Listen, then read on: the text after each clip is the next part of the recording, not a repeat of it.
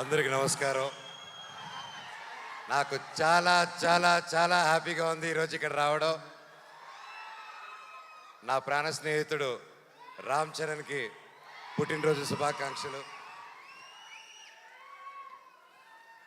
మామూలుగా ప్రతి ఇయర్ జరుగుతూ ఉంటుంది అండ్ తెలుస్తూ ఉంటూ చూస్తూ ఉంటాము ఎంత గొప్పగా ఉంటుందో అండ్ కన్నుల పండగగా ఉంటుంది మీరు చేసే ప్రతి ఈవెంట్స్.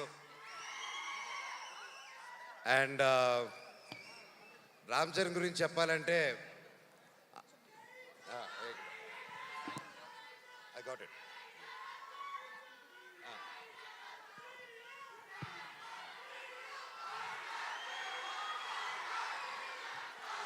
సో రామ్ చరణ్ గురించి చెప్పాలంటే చిన్నప్పుడు మేము చెన్నైలో ఉన్నప్పుడు అందరూ కలిసి మా ఇళ్ళన్నీ పక్కపక్కన ఉండేది అండ్ చాలా కళ్ళు పండగగా ఉండేది. ఎందుకంటే అంత వీధులన్నీ 2-3 వీధులు దూరమే ఉండేది అందరికీ.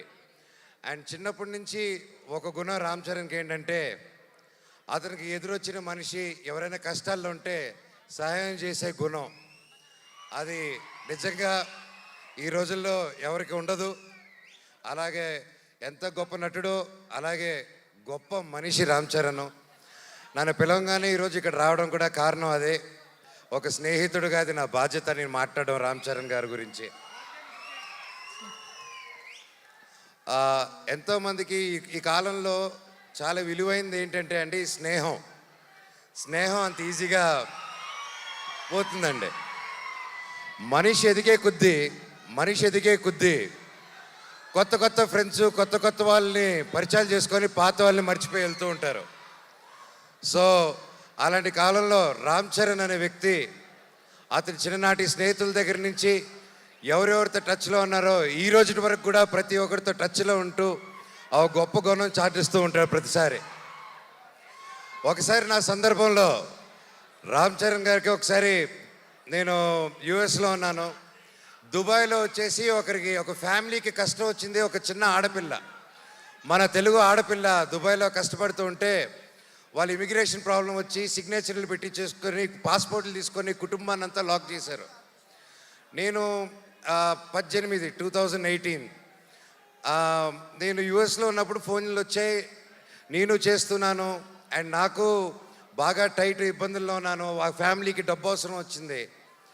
నాకు అర్ధరాత్రి పూట ఎవరికి చేయాలో తెలియక టక్కని రామ్ చరణ్కి ఫోన్ చేశాను. చేసి మిత్రమా, దుబాయ్లో ఒక ఆడపిల్ల వాళ్ళు ఇరుక్కొని ఉన్నారు, అర్జెంటుగా 5 లక్షలు కావాలి. నా వంతు నేను చేశాను, 5 లక్షలు తక్కువైందిరా, ఎలా చేయాలి మిత్రమా అంటే అకౌంట్ నెంబర్ పెట్టు బాబాయ్ అని ఒక్క క్షణంలో పంపించాడు. నిజంగా బాబాయ్ ఆ పిల్లల ఆ పాప ఆశీస్సులు, వాళ్ళ తల్లిదండ్రుల ఆశీస్సులు వాళ్ళ జీవితాంతం నీకు ఎప్పుడు ఉంటుంది, నువ్వు చల్లగా ఉంటావు.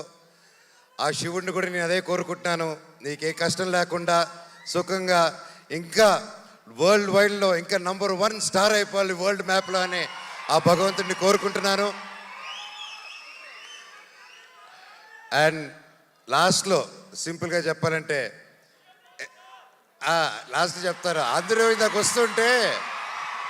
వస్తుంటే ఒకటి అడిగారు, అవును నాకు అర్థం కాదు, మీరు ఎలా ఇన్ని సంవత్సరాల ఫ్రెండ్స్, మీరు మాత్రం మీ నాన్నలు ఇద్దరు మాత్రం కొట్టుకుంటూ ఉంటారు, కలిసిపోతూ ఉంటారు, మీ ఇద్దరికి ఎలాగనేసి నేను ఆయనకి ఏం చెప్పానంటే, అన్న భార్యాభర్తలు మా ఫైట్ మధ్యలో వెళ్ళినోడిని ఏమంటారో తెలుసా అన్న నన్ను.